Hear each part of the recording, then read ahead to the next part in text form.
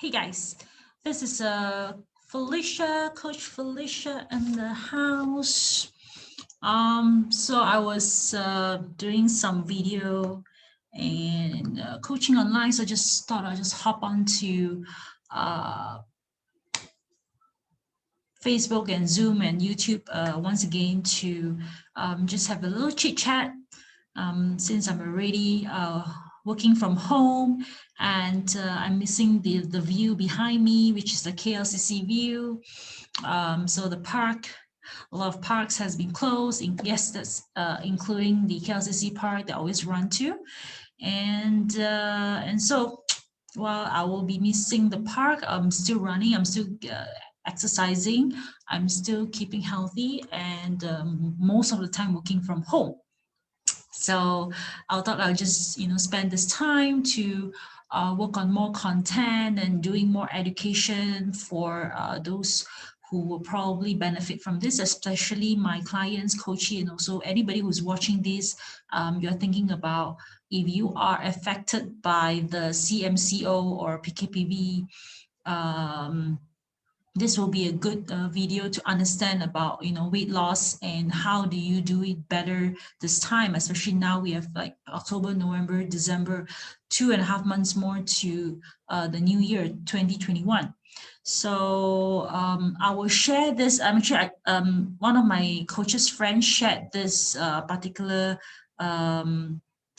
infographic, so I thought I'll share it with you guys. And when I send this out to my clients and also my contacts, most of them are desperately asking like, yes, I want to know how to lose weight and how to maintain it, right? So you want to be at a good weight and you want it to be also very easily maintaining it, right? So you don't want to have that struggle. I have some friends that have lost weight during the first lockdown, the second lockdown, and it's great because but once work resumes, what happened is that they rebound a little bit, and it's hard for them because it gets very stressful when it's actually back to work, and you're no longer meal prepping, no longer drinking enough water, or no longer exercising as much because you're in meetings.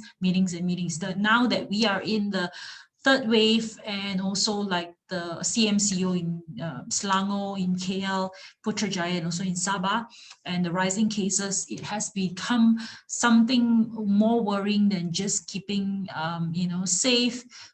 You also want to work on your mental health, you want to work on yourself, on your physical health, especially gaining weight is really not a good thing as well, because it drags you down emotionally and it also lowers your immune system. So let me share the infographic that was shared to me by a friend, and this has gotten quite a good response from my clients. So I thought that this one will be a very good slide to share. Okay, let me find the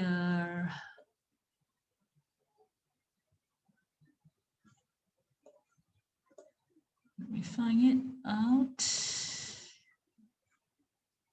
Okay, awesome. Okay, so it's already in my computer. Okay, perfect. So I'm gonna share I'm gonna share my screen, okay, so that you guys can see the same thing. Perfect. Okay, so I think you guys can see this now. Okay, so what exactly is total daily energy expenditure, or something short that we call TDEE? Basically, in summary, it's already summarized there, how many calories you can burn in a day. So most of us, when it comes to losing weight, getting on diet, getting on programs, getting on exercises, so we are like, okay, eat less, burn more, right? So that is our whole idea. Like, we want to eat more, so maybe cut back a little bit, or if we eat more, we exercise even more. So it becomes a very much like a struggle to a lot of people, including myself. How do I eat more and how do I exercise less is what we want, right? But again, it's more than just that, because it's quite summarized in its 4 points. Number one is our basal metabolic rate. So BMR, or basal metabolic rate, is actually referred to calories being burned by your body carrying out basic functions. Let's say you just sleep today for 24 hours without really exercising or doing anything much, just breathing, right? You will burn that much of calories. So for ladies, usually it's about 1,000 to 1,500, and men usually is from 1,005 to about 1,800. So that is usually the BMR for men and women. Okay, so I may be my numbers may not be accurate because it's everybody is different, right? Personalized. So you can use an online calculator to calculate your BMR, or you can use a machine like Tanita or InBody or Omron to actually get the more precise measurements. All right, so without doing anything, what is your metabolic rate? So hence why people say, oh, my metabolic rate is so low, that's why even if I breathe in the nasi lemak, I will gain weight. Yeah, so but it's really not about because of your age that your metabolism drop. That plays a very small part, yes, but it's very much based on a few more things. Number two, physical activity. Okay, so you would want to know the type of physical activities that you do. Is it effective as well? So a lot of us just think that, okay, physical activity just means exercise and the calories that I burn during the exercise. So a lot of people overestimated how much they burn, and by compensating that by eating even more, or not eating correctly according to what they have actually worked out or something like that. So physical activity, there is like cardio, there's like strength training, and there's so many types of exercise out there, and I would say have a balance of both. Most people would geared towards either the cardio, like running, Zumba, jogging, dancing, aerobics kind of workout, and also, or somebody may just be stuck at the gym now that the gym is closed. So now that most people that is so used to the gym are kind of feeling stuck because it's already like closed for so many months. I've only been to the gym once after 6 months. So can you imagine the frustration if you are really a gym goer, right? So especially like bodybuilders and things like that, because at home usually you wouldn't have such heavy weights, right? So you may have like certain things like bands and dumbbells. So calories burned. So is it really the main focus of how much calories can we burn during the exercise? I would beg to differ, because I feel that yes, it's calories.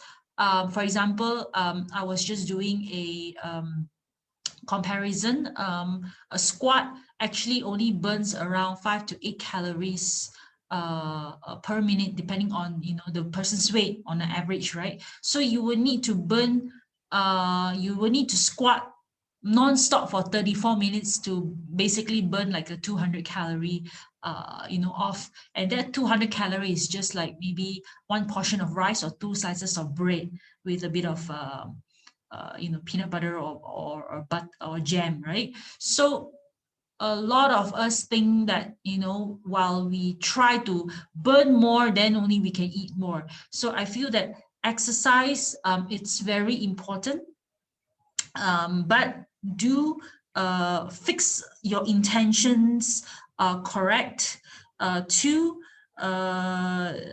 actually build your muscle, build your lean muscle, or maintain your lean muscle. Especially this is geared towards, for me, towards this message is for the ladies, to because we do lose more muscle, especially for women after childbirth. You do lose muscle, you do lose calcium. So it's very, very important for you to do, especially strength training as well. And for generally, we all need to do cardio because it's for the heart health.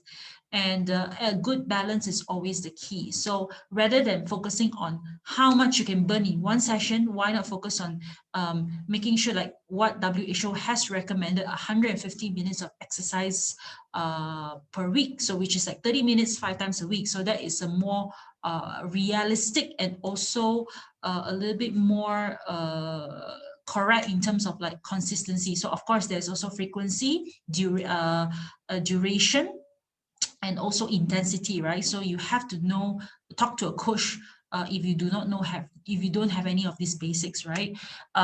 So average, you can really burn 200 to 400 calories unless you are doing half marathon or whatever. Even though I see that sometimes doing more doesn't mean that it's better, because when you're burning more calories, you tend to be a bit more, I would say, hungry, or craving will come, towards sugary stuff and all this, high caloric items. So sometimes you will see, people that's active in sports, they are the ones that has the problem with weight, because when your body is so stressed out by doing too much of exercise, you go into this a whole problem with eating issue, and it becomes a disorder because and you get the high from the exercise. So there is so much going on just by that, over exercising or even under exercising. So you do need to get the right amount. Okay, so do not really focus on the calorie burn. Focus on how much you enjoy the workout. Focus on things that is functional. What do you need? Do you need to strengthen your lower body, your core? Do you have a back pain that you need to work on? Do you have weight problem? Do you have a very weak upper body? So these are the things. For like older people, you want to focus on more upper body as well and core to avoid back pain. So that if, let's say, if you fall or if you slip, you will able to use your upper body to support, right, rather than hitting dangerous points, like for example your neck, and things like that. So, or your head. So during this kind of physical activity, you do need to know and personalize what works for you. Okay. So number 3, besides the physical activities, there's actually something what we call as the non-exercise activity thermogenesis, which is called NEAT. Being neat, okay, kemas, right? So neat is actually very important, because I realize this one thing myself. But just to give you an example, it's actually calories burned during non-exercise activity. So a lot of people are weekend warriors, especially those working Monday to Friday, and Saturday, Sunday is where they play golf, go cycling, go running, and do all these things, right? So, or you are the person who do badminton maybe 2 or 3 times a week, and you have only that one intense hour, right? But the rest of the hours, the 16, 18 hours that you're in the office, or when you're sleeping and you're eating, you are sedentary, you are not moving. So it's very important. Do not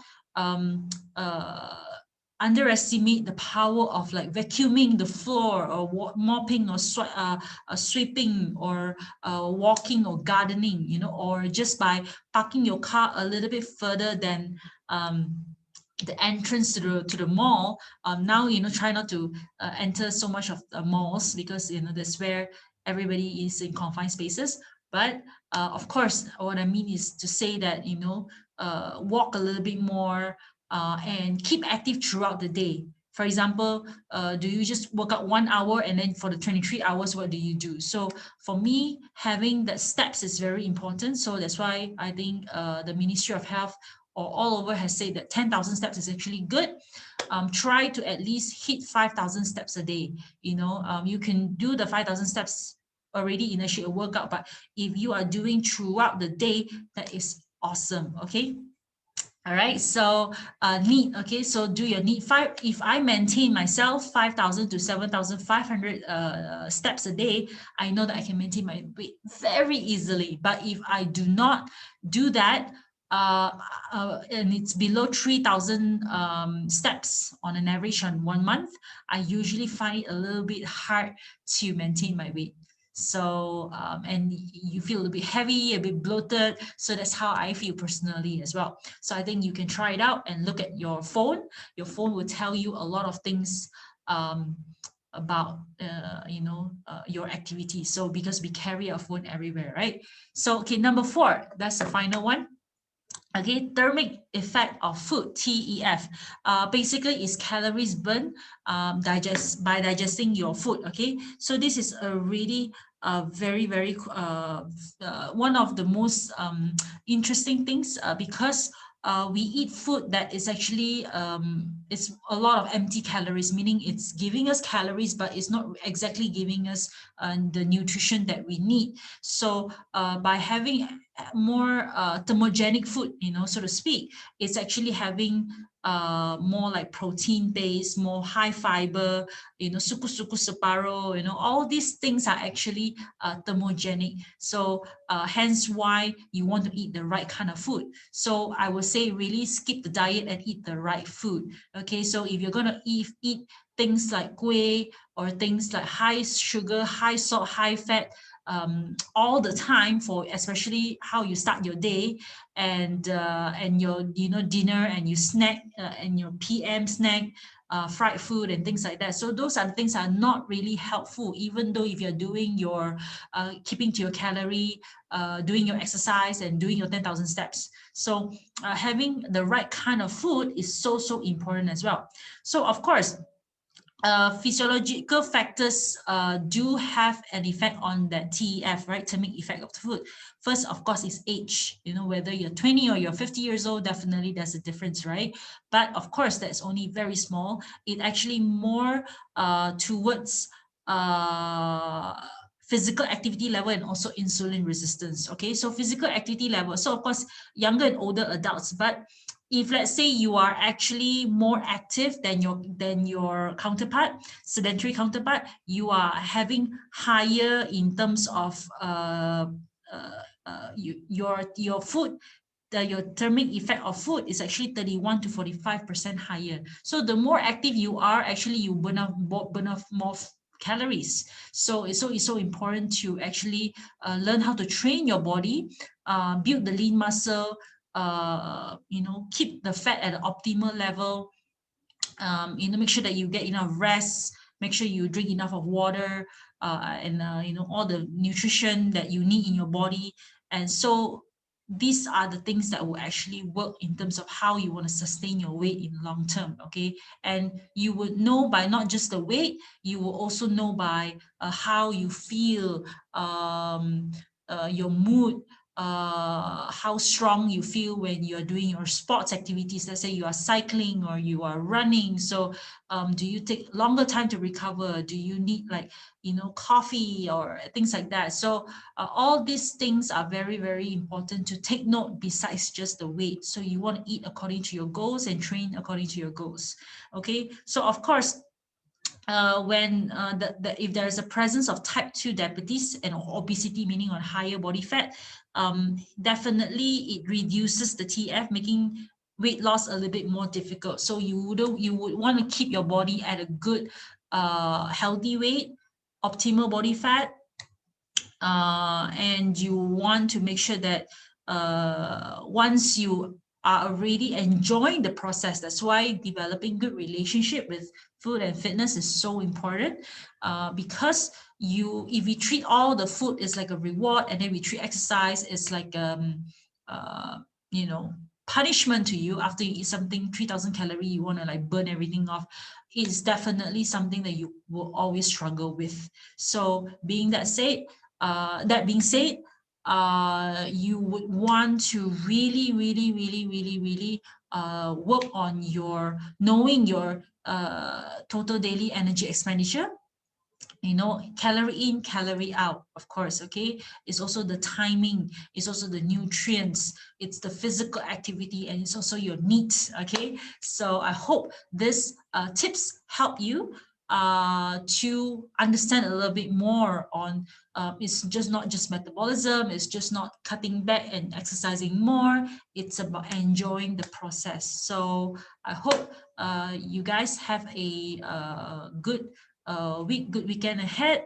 And please do stay active, stay safe, and do reach out if you have more questions. All right. So signing off. Bye-bye.